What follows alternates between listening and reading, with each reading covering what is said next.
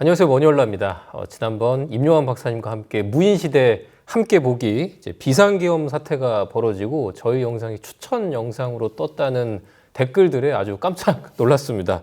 참 이제 우픈 상황인데 그래서 이 계엄 사태에 힘입어 저희가 2탄을 오늘 준비했습니다. 임요한 박사님과 함께 오늘도 유익한 역사 이야기 나누겠습니다. 박사님 어서 오십시오. 네, 안녕하세요. 이번 좀 비상계엄 사태 참 많은 국민들이 놀랐어요. 근데 계엄을 예전에 경험을 해보셨잖아요. 저는 뭐 45년 만에 계엄이니까 뭐 경험을 못했는데 예전에 계엄을 경험해 보셨으니까 이번 일이 더 좀 이렇게 많이 놀라셨지 않았을까 싶더라고요. 아니요, 사실 충격은 옛날에 겪었죠. 그때 제가 그쵸, 고3 때였는데 뭐 12.12 사태 나고 했을 때. 그때 이제 서울에 계셨었죠. 네, 그 서울에 보면 영화에 나왔던 그 영화는 좀 과장이 심하지만 아무튼 그 정승화 그 참모총장 그 공간 습격 사건 했을 때 뭐 총소리 듣고 다 이렇게 듣고 소문을 못 말려요. 근데 아침에 뭐 애들이 오더니 뭐 총소리 나고 뭐 이랬다는 거야. 안 믿었지 다들.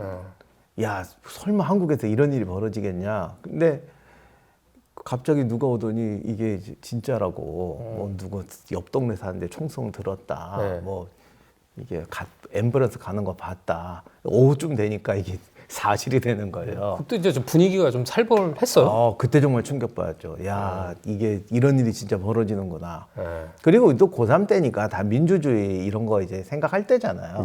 그래서 뭐 그때 박정희 대통령이 어떻게 보면 불행한 최후를 마쳤지만 이게 어쨌든 한국에 또 민주주의가 발전하는 데도 또 도움이 되겠다. 뭐 이런 생각을 하고 있었는데 갑자기 우리가 믿을 수 없는 사태가 벌어지니까. 그리고 나중에 이제 광주 5.18 그 전에 왜 저기 서울에서 계엄 떨어지고 막 할 때 그거를 겪었으니까 그때는 정말 야, 이거 앞으로 이 한국 사회가 이게 어떻게 되나. 그때 정말 그때 뭐 학교에서도 막 이러고 난리가 아니고 그때 정말 비감하던 감정은 저도 진짜 느껴집니다. 그 고3 때 대학교 1학년 때. 그래서 오늘은 이제 800년 전 이제 괴력 난신의 시대였죠. 이제 군인들이 또 정변을 일으켜서 이제 정권을 이제 잡았던 그 시대 이야기를 하려고 합니다. 오늘 그 무신정변의 주동자들에 대한 이제 심층적인 이야기를 나누려고 하는데요. 먼저 좀 준비된 영상이 있어서 보고 이야기 나누도록 하겠습니다.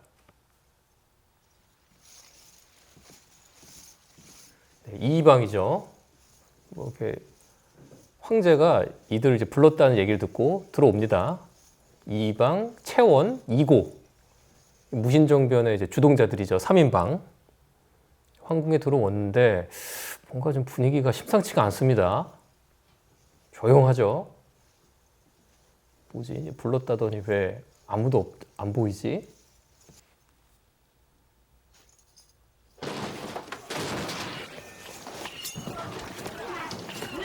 상관들이 들이닥쳐서 이 3인방과 싸웁니다.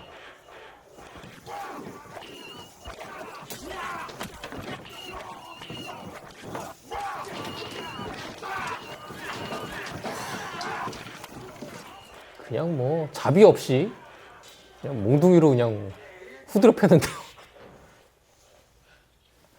왕광치입니다. 당시 환관이었죠. 왕광치가 날린 화살이 이방의 뺨을 스치고 가는데요. 왕광치 내 이놈! 몸비리내 나는 환관놈이 감히 우리를 동화하려는 게냐? 이제 원군들이 옵니다. 이제 이민이죠. 이제 도끼를 쓰는데 자 잠깐 여기서 끊고 이 이방과 이고 또 채원 어떤 인물입니까? 그러니까 군사 반란을 일으키려면 지휘부가 있어야 되고 그 밑에 이제 실병력을 동원할 수 있는 이걸 실전 부대장들이 있어야 됩니다. 그건 뭐 현대도 마찬가지인데 예를 들면 참모총장은 자기가 직접 지휘하는 부대가 없어요. 계급만 높지. 그러면 예를 들면 반란 같은 걸 하려면은 부대 지휘관이 자기 부대를 직접 끌고 와야 되잖아요. 자, 그런데 여기서 또 문제가 부대를 끌고 오는데 전국 각지에서 모인 병력들이에요. 그러면 이 사람들 보고 야, 왕궁으로 가자. 얘들이 가냐고.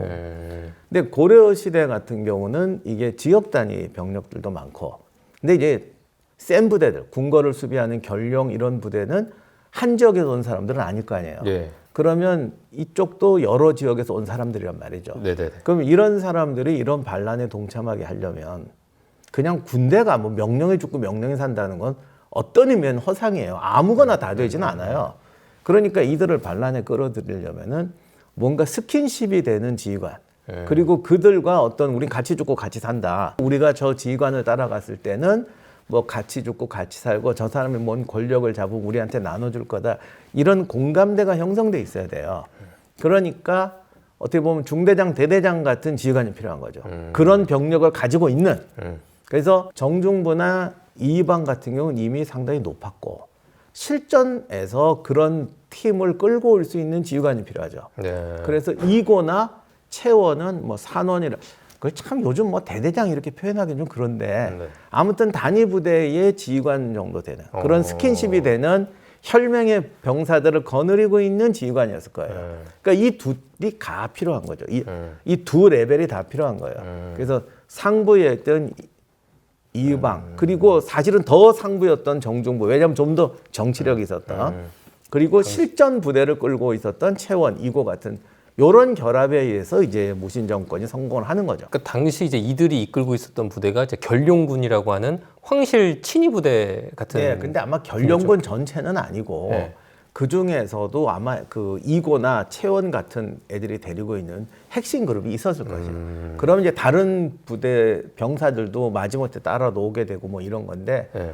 이고와 채원이 역할이 중요했던 건 그런 선발대라고 해야 되나? 네. 하여간 그 저기 그러니까 이제 행동대장들. 행동할 수 있는 부대를 거느리고 있었다. 이게 중요하죠. 그럼 이들이 처음에는 그 이제 정변을 일으킬 때는 아주 똘똘 뭉쳤겠네요. 이게 전국에서 이제 각지에서 온 사람들이지만 어떤 그 좀 권력에 대한 약간 욕구 같은 것도 있고 그렇죠. 또 이제 서로 좀 결속력도 있고 하니까 좀 처음에는 이제 똘똘 뭉쳐서 예. 그 이제 정변을 이끌어갈 수 있겠네요. 그렇다면 이제 계속 영상 보도록 하겠습니다. 그래서 이민이 나오는데 이민도 당시 이제 결룡군에 속해 있었죠. 예. 근데 이 이민이 이 노비 출신으로 알려져 있잖아요. 노비 출신도 그러면 또 황실 친위 부대에 들어갈 수 있었던 겁니까? 그러니까 고려 시대는 조금 실력 단위로 그런 게 됐던 것 같아요. 아 그래요? 네, 그러니까 뭐 조금 이제 천하더라도 예, 별기군 만들 때 윤관의 그 별기군도 그렇고 어쨌든 이때는 조금 실전 시대다 보니까 예. 능력이 탁월하면 썼던 것 같습니다. 그래서 이민 얘기는 사실 나중에 좀 따로 해야 되는데 예.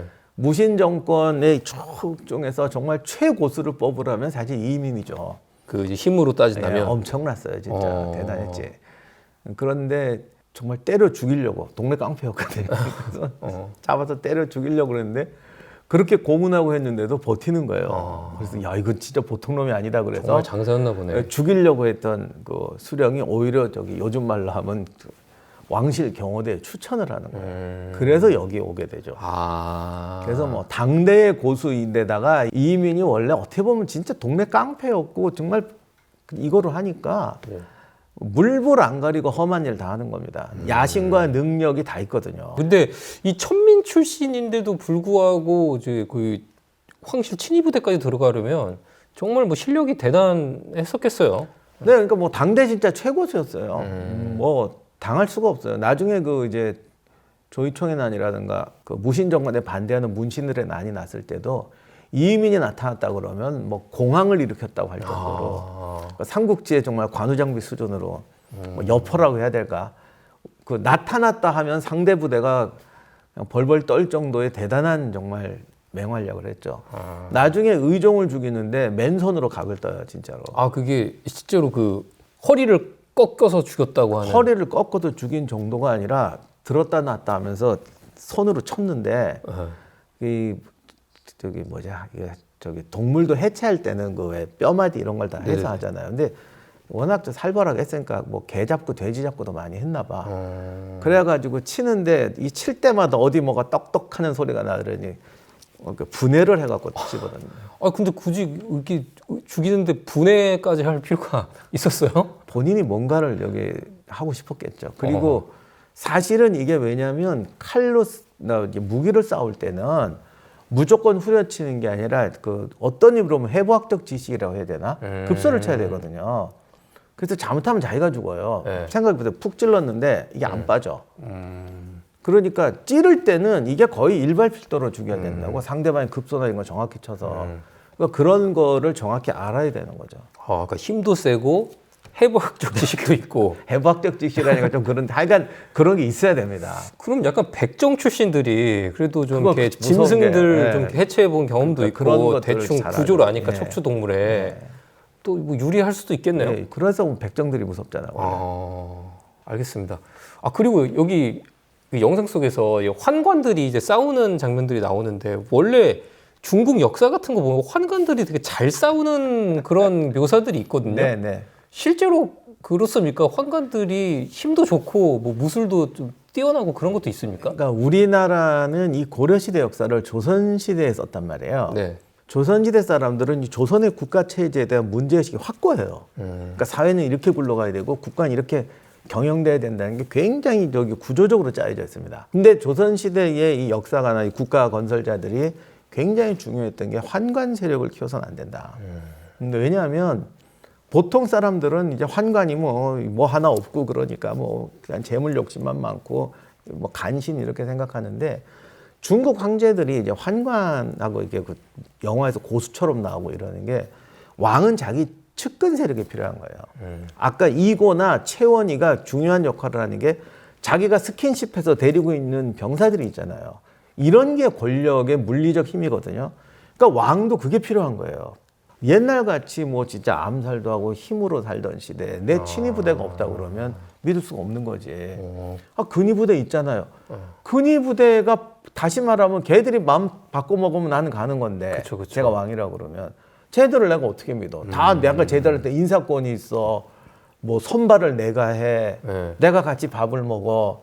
오히려 무슨 병조 판서 뭐 이런 사람들이 다 뽑아가지고 그들 친인척 이렇게 돼 있으니까 내가 쟤를 믿을 수가 없잖아요. 그러니까 우리나라뿐만 아니라 뭐 중국이든 오스만 투르크든 고대 이런 왕들은 자기 휘하에 자기 친위 세력을 두고 싶은 거예요. 그러니까 스킨십 하는. 또 환관들은 같이 또 숙식도 함께 하면서 스킨십 한단 말을 오해하지 마세요. 그러니까 정말 자기와 같이 먹고 자면서 이제 동료 같은 애들을 데리고 살아야 되는데 궁궐에서 얘들을 데리고 있다가 얘가 이제 궁녀나 왕비하고 바람이 나면은 나중에 이게 족보가 복잡해진다고. 그리고 남자 여자는 섞어 놓으면 뭔 일이 나게 돼 있고 네. 사랑의 힘처럼 무서운 게 없어. 어제까지 나한테 충성을 바치던 놈이 쟤랑 눈이 맞으면 무슨 일을 저지를지 몰라. 그쵸. 그래서 거기다 환관들을 두는 거예요. 그래서 오스만 투르크 같은 경우는 재상도 환관이에요. 그래서 오스만 같은 경우는 우리 과거 제도하고 달라서요. 막 그 나라를 돌아다니면서 이렇게 사람을 찾으러 다녀요. 그래서 총신들이 다니면서 막 돌아다니면 똘똘한 애를 뽑아요. 그래서 걔들을 뽑아서 환관으로 만들어서 학교에서 공부시켜서 걔들을 관료로 씁니다. 그렇게까지 하고 그러니까 군대 그러니까 경호대 같은 걸로도 쓰고 이러다 보니까 이제 환관들이 이제 세지고 저 무신 정권 같은 게 났을 때 뭐 군대 정도는 아니니까 실제 뭐 친위부대 역할이니까 뭐 무슨 훈련도 하고 그랬겠네요. 네, 그렇죠. 근데 이제 우리는 조선시대에 썼기 때문에 고려시대 그런 얘기를 다 죽였단 말이에요. 근데 무신 정권 날 때 보면 환관들이 이제 뭐 암살 계획에도 가담하고 막 이러는 거 봐서는 조선시대 쓴 기록보다는 좀 더 그런 친위 조직으로 활성화되어 있었던 것 같습니다. 환관들이 좀 더 조선시대 때보다는 좀 더 이제 활동도 많이 하고 역할 범위도 크고 그랬을 것으로 예측이 된다는 거죠. 그래서 이제 저런 장면이 나오게 되는 거죠. 그러나 그렇다고 해서 뭐 대대병력, 연대병력 수준은 아니니까 정규전을 벌일 수준은 못 되고 저 정도 하는 거죠. 알겠습니다. 계속 영상 이어서 보겠습니다. 네, 관광지가 깜짝, 야 그냥 뭐 맛동산으로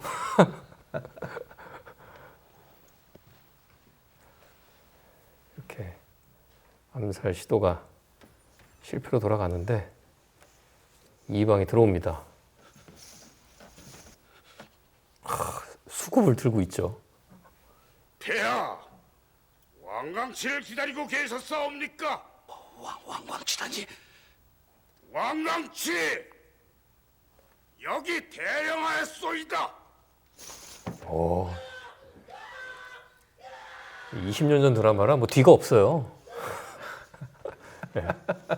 황제는 폐위되셨소이다. 명대사입니다. 황제는 폐위되셨소이다.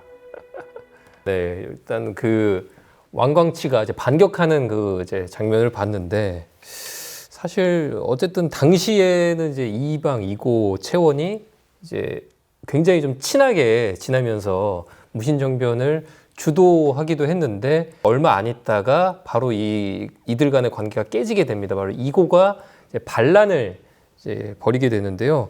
무신정변 이제 몇 달 만에 이제 벌어진 일입니다. 이고가 본인이 이제 푸대점을 받는다고 이제 주장을 하면서 승려들과 함께 반란을 일으켰다가 금방 진압이 되는데요. 이 무인시대 드라마 속에서 이제 그 이고가 진압이 될 때 이민과 결투를 벌이는 장면이 있습니다. 이제 그 장면 보고 또 박사님과 이야기를 나눠보겠습니다.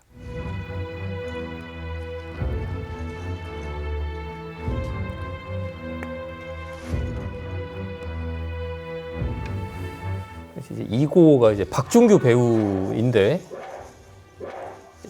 비슷한 시기에 방영했던 야인시대에서 이제 쌍칼이라는 이름으로 불려서 이 드라마에서도 쌍칼을 씁니다. 근데 실제로 저렇게 쌍칼을 쓰는 그 병사들도 있었을까요? 왜냐면 되게 좀 비효율적으로 보이거든요. 이 쌍칼이라는 게. 그 이도류라고 하는데 저도 뭐 무술하는 사람이 아니니까 네. 말은 못하면 저게 되게 위험하대요.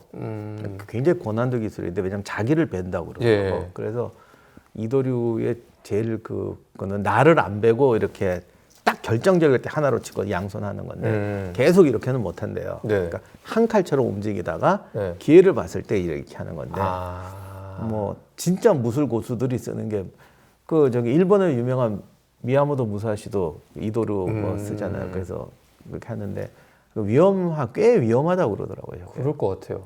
아니 근데 그 삼국지에 봐도 유비가 무슨 쌍검을 쓴다고 해요. 그거는 아예 그게 중장갑을 하고 있을 때 쌍칼 쓰다가는 되로 죽습니다. 오히려 강력한 한방, 강력한 한방. 도끼가 최고라고 그러더라고요. 그러면 이제 쌍칼은 그래도 겉보기에는 약간 좀 화려하고 멋있어 보이잖아요. 약간 의장용으로 보이는 것도 있었을까요? 근데 이게 사실 생각처럼요. 예를 들면 나는 뭐 도끼만 쓰고 나는 쌍칼만 쓰고 이러는 게 아니고 경주의 저기 무덤에서 나온 칼들, 그 환도대도라는 것들도 보면 옆에 표창 같은 것도 있고 작은 칼, 큰 칼 있잖아요. 경우에 따라도 다 쓰는 거예요. 그러니까 어떻게 보면 꼭 쌍칼을 쓰는 게 아니라 필요할 때 여러 가지를 쓸 수가 있는 거죠. 제가 저번에 말했잖아요. 저기 KCTC 갔다가 네. 막상 가서 해보니까 시가전 들어가니까 권총이 있어야겠더라고. 좀 좁은 실내나 이런. 좁은 데서 이게 탄창 시가전 하다 총알 떨어지면 탄창 교환해야 되는데 탄창 교환할 때 튀어나오면 끝이에요. 옆에 쌍권총 하나까지는 아니어도 이거 하나 차고 있어야 돼. 근데 또 군인들 이렇게 전투 기록 보면은 정글 같은 데서 훅 튀어나오잖아요. 소총으로 못 한대요. 권총으로. 그때 권총으로 하는 경우도 되게 많아요. 아니 하기는 옛날에도 이렇게 이제 작은 칼들을 좀 지니고 있어야 또 이제 큰 맞습니다. 칼로는 뭐 갑옷 사이를 찌르거나 이러기가 어렵잖아요. 그렇죠. 그러니까 작은 칼로 이렇게 틈새나 이런 데를 이렇게 찌르거나 하는 데는 필요했을 수도 있겠다. 그래서 완전 쌍칼까지는 아니더라도 여러 개의 칼을 가지고 다니면서 그거를 그 유용하게 이용하는 기술도 중요하겠다는 생각이 드네요. 태평양 전쟁 때 가끔 일본군들이 이렇게 일본도 들고 튀어나오잖아요. 근데 불이 전혀 없는 깜깜한 데서는 진짜 1m 앞에서 사람이 훅 나오거든요. 어둠 속에 튀어나온다는 말이 그거예요. 내가 진짜 깜깜할 때 한 번 저기 해변에서 군인들 마주친 적이 있었는데 사람이 벽에서 튀어나오는 것 같아. 이게 그 위장을 잘했나 보네요. 아니 어두우니까 그렇더라고. 한 2m 앞에서 사람이 툭툭 튀어나오는 거야. 예. 근데 갑자기 일본도를 든 이 일본 병사 혹 튀어나오니까 이 미군 병사가 소총을 들고 있었는데도 아마 한 2m 정도 됐을 거예요. 이렇게 되니까 소총을 버린 것도 아니야. 얘가 그래도 해병대라. 아닌데 쏘지를 못하고 뒤로 돌아 뜁니다. 거리를 둬야 된다고 느낌이 오나 봐. 그거를 이제 뒤에 있던 장교가 이걸. 그러니까 사람이 진짜 이상한 게요. 이거보다 이게 빨라요. 당황하고 할 때는 또 이런 것도 필요해요. 아니 그냥 이 소총을 가지고 이렇게 일본도를 막아도 될 텐데. 그게 또 되겠나. 알겠습니다. 그럼 계속 이제 이고와 이민의 결투 이어서 보시죠. 이민이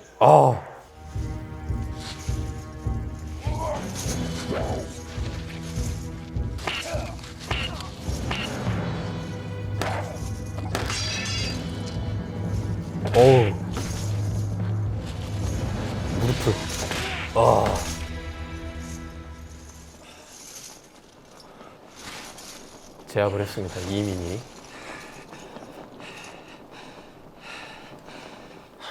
이민도 이제 가쁜 숨을 몰아쉬죠.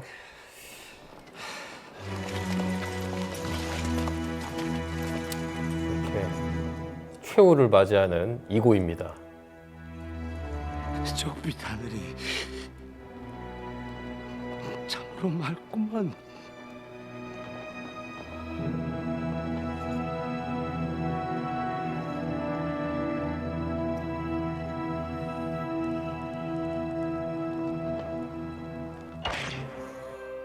이렇게 해서 이고가 최후를 맞이하게 됩니다. 근데 이제 이고의 배신, 일단 뭐 역사 속에서는 본인들이 이제 그 부당하게 대우를 받아서 이렇게 했다고는 나오지만 실제로 정변이 성공하고 나서 본인들이 본인들이 생각했던 것보다 좀 이제 어떤 관직이나 이런 것들을 못 가져가니까 거기에 대해서 불만을 품었던 거 아닐까라는 생각이 들거든요. 뭐 그럴 수도 있는데 뭐를 줬으면 만족했을까라는 부분은 좀 알기가 어렵죠. 그런데 저는 이런 시나리오도 가능하다고 봐요. 예를 들면 이의방이나 정중부가 이제 그나마 상위 이제 지도자들인데 정중부하고 이의방도 어떻게 보면 친밀한 세력이 아니었어요. 그리고 얘들이 전군을 장악한 것도 아니죠. 그 다음에 아무리 문신전을 죽였다 그래도 그러니까 국가를 운영하기 위해서 수많은 관료들이 필요해요. 그리고 고려시대는 이게 또 이렇게 혼맥으로 얽혀 있단 말이에요, 집안들이. 이런 상태에서 권력을 잡긴 했지만 이들은 어떤 의미로 보면 소수판 거죠, 아직. 네.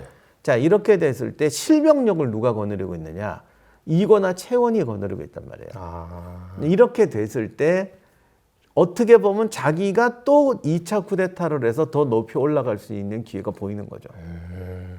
그런데 내가 이방 입장이라고 해도 국방부 장관 주세요. 뭐 아니면 뭐 수도방위 사령관 주세요. 쟤를 어떻게 줘? 또 그만큼 위험한 또 세력인 거죠. 그렇죠. 그러면 반란에 참여를 안 했어도 쟤를 견제할 만한 군대를 또 끌고 와서 배치를 해야 되는데 지금 내 권력이 그렇게 강하지 않단 말이죠.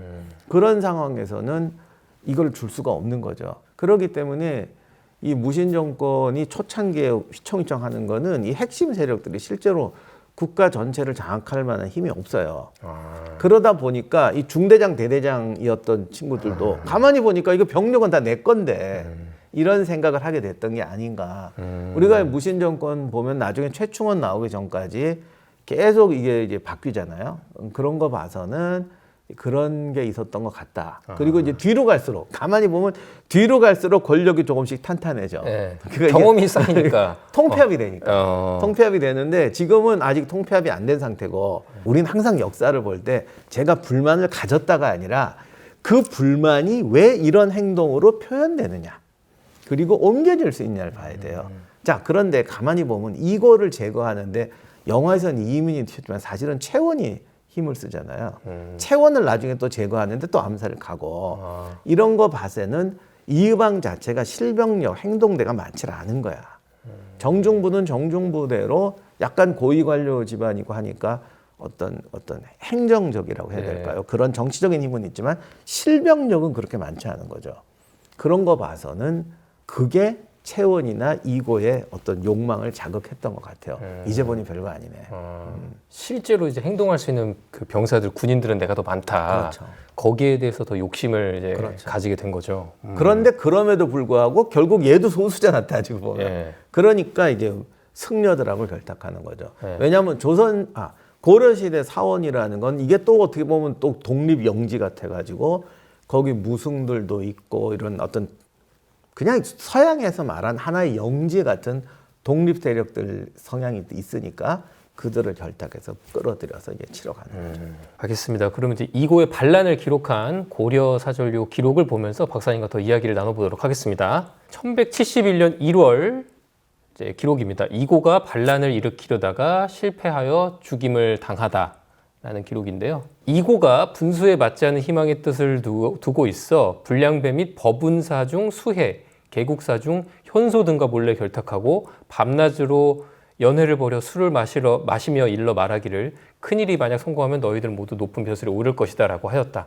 마침내 거짓으로 제서를 만들었다. 원자가 관례를 치를 즈음에 왕이 장차 여정궁에서 잔치를 베풀려 하였다.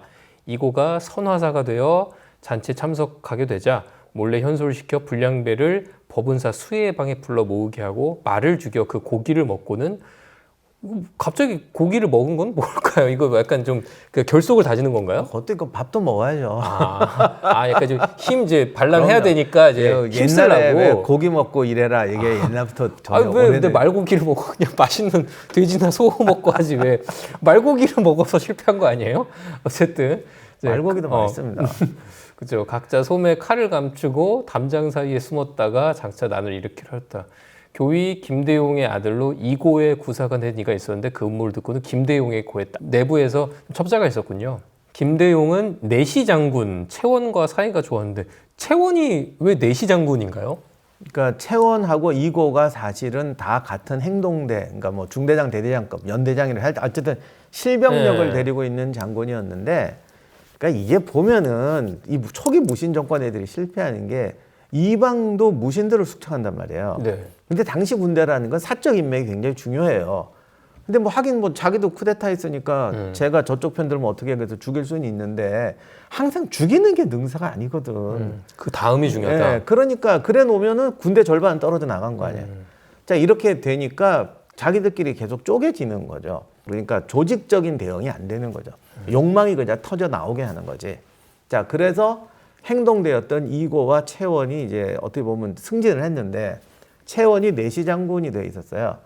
근데 이 내시라는 말 때문에 좀 오해가 있는데 그 내시예요? 조선 시대의 내시는 환관을 말해요. 네. 근데 고려 시대의 내시는 환관이 아니에요. 왕의 측근이라고 해야 되나? 왕에 가까운 신하들은 맞는데 얘들은 환관이 아니고 일반 문무신의 자제들이거나 젊은이들이에요. 그래서 고려 시대 내시는 환관이 아닙니다. 네. 왕의 측근들. 그러면은 이제 왕의 뭐 근처 뭐 호위무사까지는 아니고 뭐 이제 친위 부대의 측근 부대의 장군이었군요. 네. 채원. 채원과 사이가 좋았는데 마침내 가서 음모를 고하였다. 이제 채원이 이방에게 이제 영모 사실을 얘기를 한 거군요. 네, 네. 이방은 자기를 핍박한다 하여 평소 이고를 싫어했는데 이에 이르자 또한 그 모의를 알고는 채원과 함께 이고 등이 궁궐문 밖에 이르러 기다려 즉시 철퇴로 때려 죽이고는 순검군으로 하여금 그 어미와 당여를 사로잡게 하여 모두 죽였다. 그 아비는 평소 이고가 못나고 어리석다 하여 아들로 여기지 않았으므로 죽음을 면하고 유배되었다. 네, 저거 보면은 이거는 처음부터 다 알고 이용한 것 같아요. 원래 행동대로 쓰기에는 저런 애가 최고잖아. 그 이방도 이고가 저럴 줄 알고 또 그러니까 반란의 행동대로 썼겠죠. 가장 무신 정권이 날 때, 무신 정변 날 때 제일 앞에서 활약했던 사람이 이고잖아요. 네. 그러니까 다 알고 쓴 거지. 그럼 이고 입장에서는 본인이 어떤 반란을 일으키려라는 어떤 의도보다는 이방이 나를 이제 그 반란의 앞잡이로 쓰고 나서 나를 어떻게 좀 죽일 수도 있으니까 행동대 또 숙청하는 건 또 기본이잖아요. 그럴 수도 있고 아무튼 뭐가 진실인지 모르겠습니다만 그런 정도의 시나리오 정도는 생각할 수 있을 것 같아요. 그리고 저 구사가 고발했다는 것도 걔가 진짜 구사였다가 고발한 건지 청소에 심어놓은 애인지 어떻게 알아. 네, 근데 맞아. 저런 거는 100% 평소에 심어놓은 애들이에요. 이런 것들을 보면 이제 또 초기 이제 무신 정변 초기에 이 정권을 잡은 무신 집단의 한계 같은 것들이 좀 보이는 것 같아요. 예. 일단 고려도 바보가 아니니까 무신들을 여러 개로 쪼개놨을 거 아니에요. 그러니 얘들이 어떤 그냥 뜻이 맞거나 뭐 욕심이 있는 애들을 끌어모아서 그중 소그룹이 정변을 일으키고 온건파나 반대파를 죽이고 제거해서 나가다 보니까 반란 다음에는 항상 두 개가 있는데 자기 세력을 만드는 것과 위험 세력을 제거하는 건데 자기 세력을 만드는 쪽을 잘 못하는 거죠. 정치력들이 떨어지니까. 그리고 또 기반도 없었을 것이고 그러다 보니 반란 위협 세력을 제거하는데 이 위협 세력 중에 가담하지 않았던 뿐만 아니라 자기 행동대까지 제거해버리는 거죠. 근데 이게 너무 빠른 거지. 그거는 뭐 리더십이 없다고 해야 될까? 이 반란 집단이 처음부터 결속력이 떨어진다고 해야 될까? 아니면 너무 큰 걸 삼켰다고 해야 될까? 뭐 여러 가지 이유가 있을 수 있지만 결과적으로 보면은 포용보다는 죽이는 게 많았고 제거하다 보니까 지 오른팔까지 제거해 버렸다. 이렇게 너무 빨리 제거해 버리니까 자기도 살아남을 수 없게 되는 거죠. 초기에는 좀 이랬지만 이제 무신 집단도 점점 이제 시간이 쌓여가면서는 좀 일종의 뭐 성장을 한다고 해야 될까? 좀 문신들도 포섭을 해가면서 그러니까 어떻게 보면은 정치적 기반이 없고 행동력이 강한 사람들이 제일 처음에 시작을 했고 네. 그들이 서로 죽고 죽이면서 정치력을 가진 사람 한쪽으로 권력이 가는 거죠. 그리고 이미 이렇게 됐으니까 뭐 왕도 폐위하고 이런 상황에서 뭐 새로운 권력들이 만들어질 거 아니에요. 그거를 모으는 사람 쪽으로 힘이 가는 겁니다. 이렇게 해서 결국은 이방도 제거되고 정중부한테 가게 되는 거죠. 네, 알겠습니다. 오늘 이렇게 이제 이고의 반란 이렇게 짚어봤는데 어쨌든 이 이고의 반란을 보면서 박사님께서는 뭐 좀 어떤 생각들을 좀 하셨어요? 좀 역사학적으로서 좀 어떻게 보셨습니까? 이건 역사랑 관계 없는데 네. 그 권력이든 뭐든 네. 이게 결국 권력인데 제가 역사를 하다 보면 결국 정치사를 많이 보게 되잖아요. 네.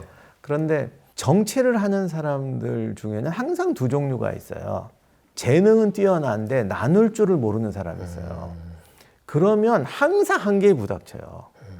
그러니까 재능과 힘, 이고처럼 어떻게 보면 또 이방도 그렇다고 볼 수 있는데 자기의 힘과 재능으로 올라가는 데는 여기까지야. 그런데 이렇게 표현하면 어떨까? 제가 운전을 한단 말이에요. 네. 롤스로이스 나 운전할 수 있어요. 이종 차량 네. 운전할 수 있으니까. 그러니까 나는 내가 운전을 아주 잘하면 롤스로이스도 아주 잘 운전할 수 있는 거야. 그런데 크루즈를 몬다. 네. 크루즈소를 나 혼자 할 수 있나요? 그러니까 내가 아무리 잘나고 똑똑해도 내가 몰 수 있는 차는 롤스로이스까지다. 기차나 크루즈는 안 된다. 그러면 나라라는 게 롤스로이스겠어요? 크루즈겠어요? 사실은 크루즈보다 항공모함보다도 더 커요. 그러면 내 재능이 아니라 그 다음에 능력은 포용 능력이에요. 포용을 하려면은 주는 거를 생각해야 돼. 근데 항상 그거를 못하는 정치 권력자들이 많아요. 옛날부터. 그러니까 제주는 앞서가는데 줄 줄을 모르는 거지. 그래서 권력이라는 것이 꼭 권력이 아니라 뭐든 리더가 되든 일생에서든지 항상 내가 재능으로 하는 것과 내가 주어야 하는 그 범주의 차이를 알아야 돼. 근데 그거를 모르는 경우를 저는 정말 많이 봤어요. 그리고 정말 이건 정치 얘기가 아니라 뭐 기업이든 조직이든 간에 그거를 못하는 사람을 너무 많이 봤다고. 근데 그렇게 똑똑하다는 사람들이 그런 걸 또 잘 못해. 그리고 자수성가 형들 중에서 좀 어릴 때 고난을 받거나 이랬다는 사람들이 그런 사람들이 되게 이를 물고 악물고 막 이렇게 해서 재능이 뛰어난 것 같은데 어디까지 가면은 그거를 못하는 경우를 정말 많이 봤어요. 그 지위라는 거는 내 능력의 영역과 내가 베풀어야 되는 영역이 있다. 요 경계선을 아는 것이 리더의 자질 중에 하나다. 이렇게 말씀드리고 싶습니다. 또 포용 능력도 중요하고요. 네. 알겠습니다. 예, 오늘 이야기는 여기서 마무리하려고 하는데요. 올해 2024년 임용환 박사님과 역사 이야기 사랑해주신 구독자 여러분께 정말 감사하다는 말씀 드리고요. 저희는 내년에도 임용환 박사님과 함께 또 재미있는 역사 이야기 좋은 영상 드릴 수 있도록 하겠습니다. 박사님 오늘도 고생 많으셨습니다. 네, 감사합니다.